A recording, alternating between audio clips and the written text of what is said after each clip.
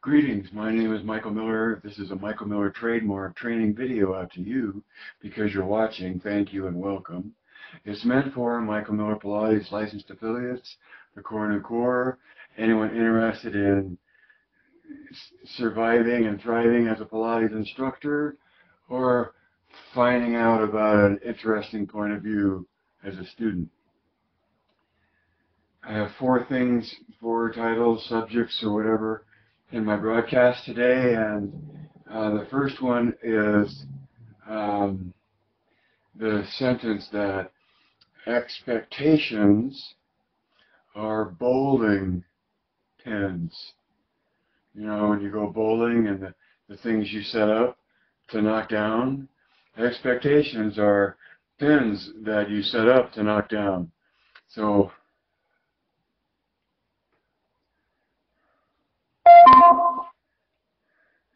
expectations you might consider to be wishful thinking, and wishful thinking might be something that is somehow not yet reality, right? Because there's a wish involved.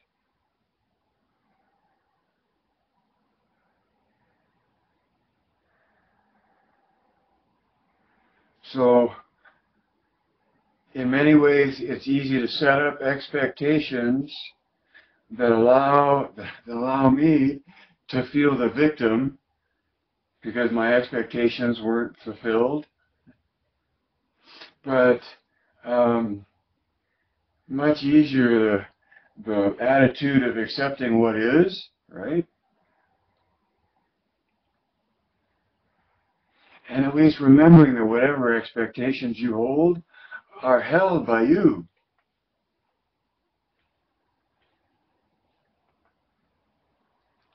And all of that, out of that came, there's one statement that I liked from my notes, is that Pilates is application of will. I should actually write that out as a title. Pilates is application of will.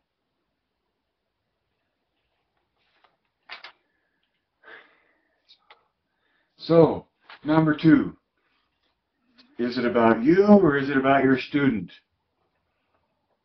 And yet, in my notes right there, that really went off into, or is it about Pilates? I guess I maybe have to include that. Is it about you? Is it about your student? Or is it about Pilates? That's a good question. Insofar as, see, here's the whole thing. Is it about you and whatever you're making with whatever modalities you study and you have a history in, and however you package that through you to the world? Is it about you that is your presentation? Is it about your student? And there's a tricky one. Because if they're your student, that implies they're a student of something. And so there my question would be, then, if they are your student, what are they a student of? What are you teaching them? And is it about you, and is it only what you are teaching them that is about you? Which you can make the case for that argument. But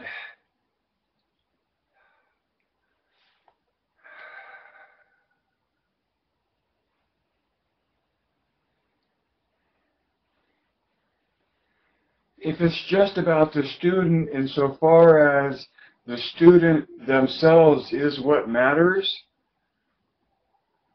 so that draws it toward physical therapy or addressing the specificity in a human being, right? So that they wouldn't be, well, I don't know, see? Or is it about Pilates? And see, is there any distinction between any of it? You may think, or within the MMP point of view, Pilates has an essence of its own. And so as an instructor, as an MMP instructor, you're coming from a point of view that at least within that point of view has a specific understanding of itself and a target that you aim for that is both ideal, that becomes real, and sensational, that you can evaluate, meaning alignment. So,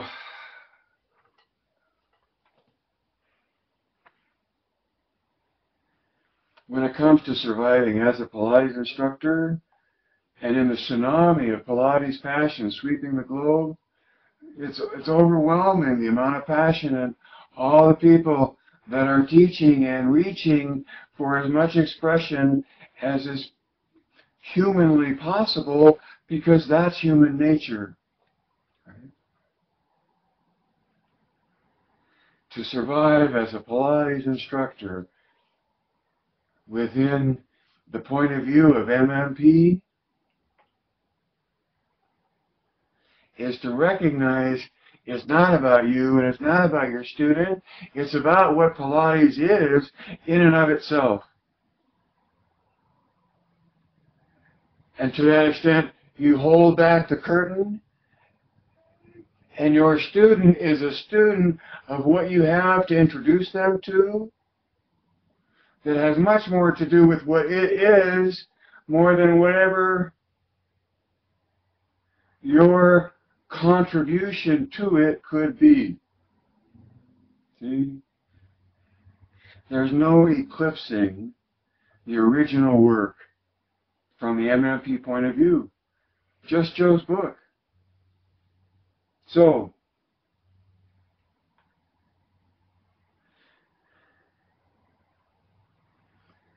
for me, it's clarifying as a Pilates instructor to know that, from my point of view, they're a student looking to understand what I'm trying to introduce them to.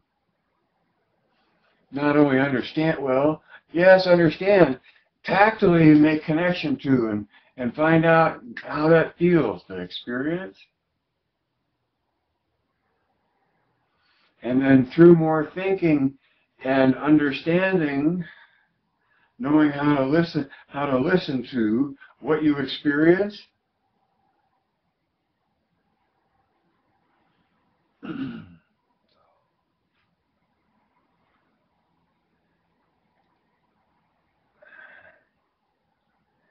I get dizzy every time I think of all the 10,000 other ways to look at the word Pilates, especially in the context of being an instructor.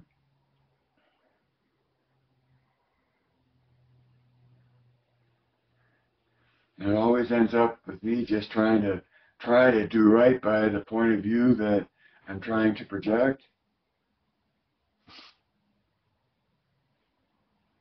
And so in going to number 3, this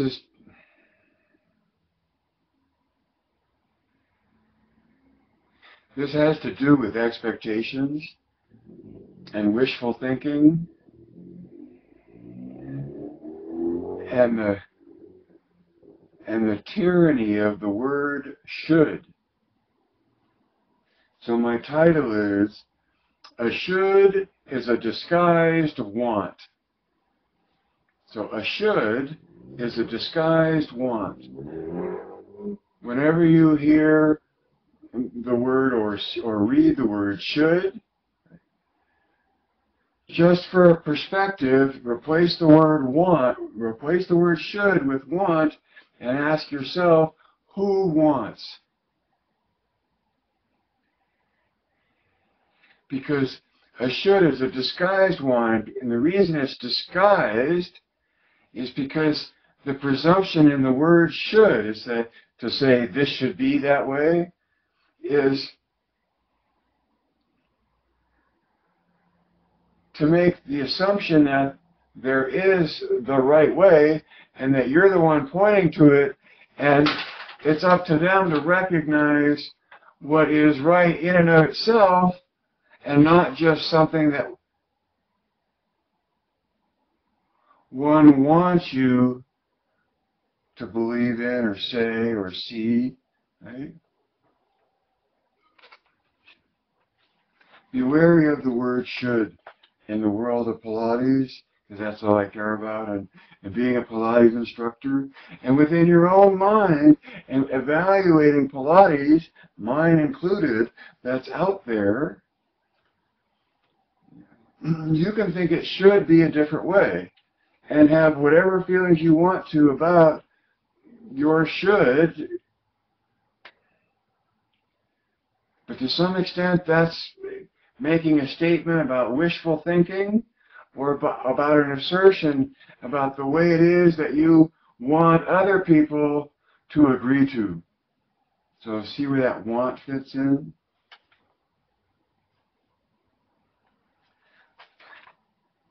When it comes to directing your thinking and having others try to direct your thinking, using the word should, replace it with the word want, and then in asking why someone wants you or thinks you should, you with me?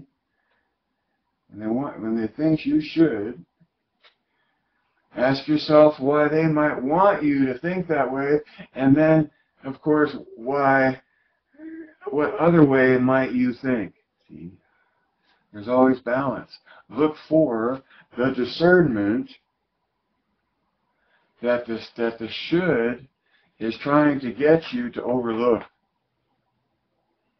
And that's why it's disguised. Number four.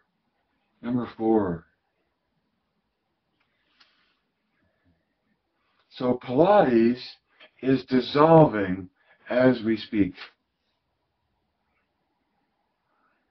I mean, if you're involved at all with something other than what's happening outside of the people that show up to your cottage off of your main house, that you teach, your husband or your wife or your significant other, somebody else, what I'm trying to say, maintains the structure even, and all you get to do or choose to do or want to do is show up to be able to actually be the instructor.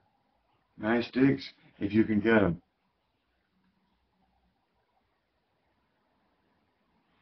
What point am I trying to make?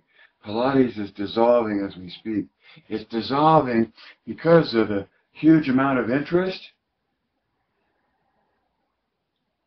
that has a lot of money competing to satisfy that interest.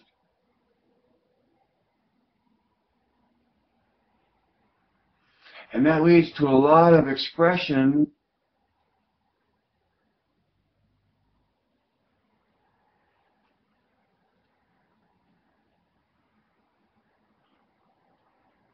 to make money, sharing what you know, and that's why I think the aristocracy and the traditional lineage structure of Pilates is swept up in and being shred to insignificant cohesion to defining what Pilates is becoming, in my point of view, my opinion. And I think that within that, either happening or not, one thing that won't change or be swept away is what is held together by whatever essences it has in and of itself. And that's the point of view of MMP. Okay? It's a theory that there's an idea or an ideal within the original work that can be discerned. You can feel the difference. And right away, anyone seeking to dominate this subject with intellectuality to the exclusion of the capacity of and presence of observing misses the point altogether. So because Pilates is blah, blah, blah, blah. I'm almost done here.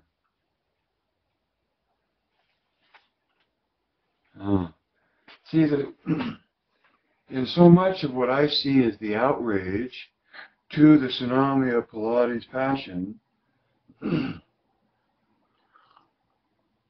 the expression you see that's a movement that's connected to Pilates, or called Pilates, or represented as Pilates, so much of the astonishment is being able to say, it's not that, right? And yet, nothing more than an inner sanctuary of the way it should be, without a clear explanation of what it is versus what it isn't. And so that's what's missing in tradition. And throughout the aristocracy, and that's a complicated issue because of money and prestige and power and understanding and dignity and history and legacy. It's not simple. But all of that is for you to navigate from the missile behind your shoulder blades of your own passion.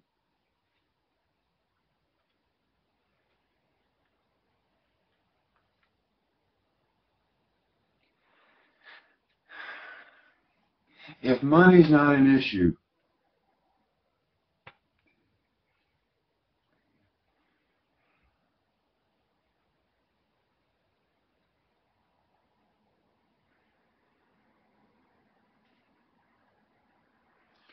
it's easier to maintain a studio that's exclusively devoted to the subject of Pilates than not.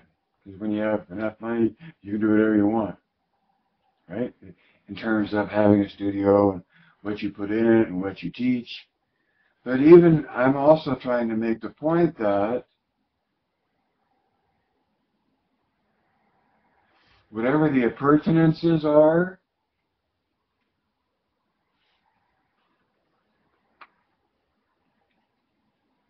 whatever the accoutrements,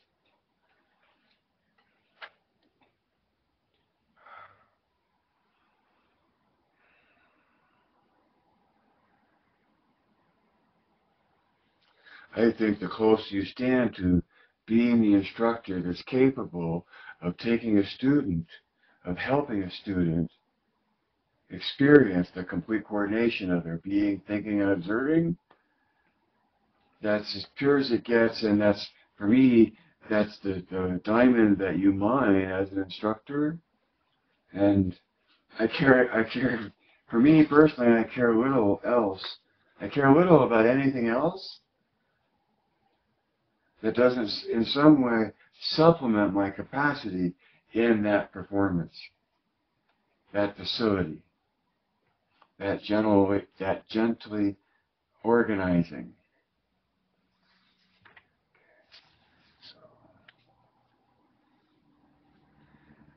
So know what you know. See, and there's a lot to know in terms of understanding the ideal. It's very simple, but you have to have it go around a few times, right? Remember that. Familiarity. It's through familiarity that we gain more control. And part of that is from anticipation and from the acknowledgement of the anticipated coming into reality. We get into that effort, which becomes more control.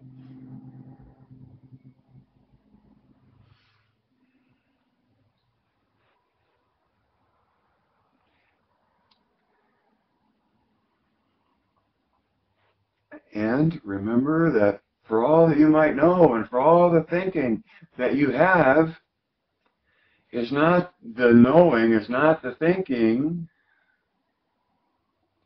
that is the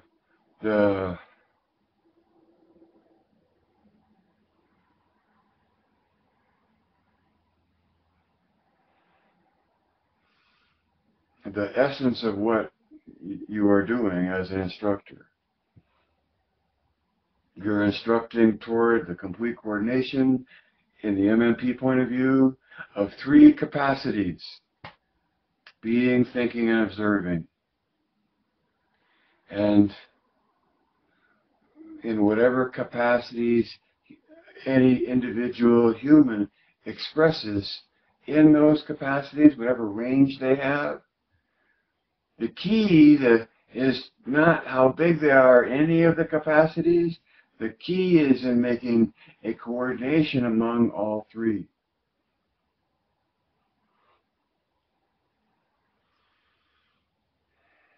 While you can, because life can't live forever. Read between the lines. See behind the curtain.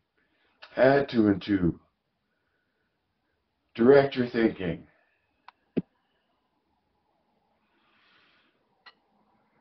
Geist.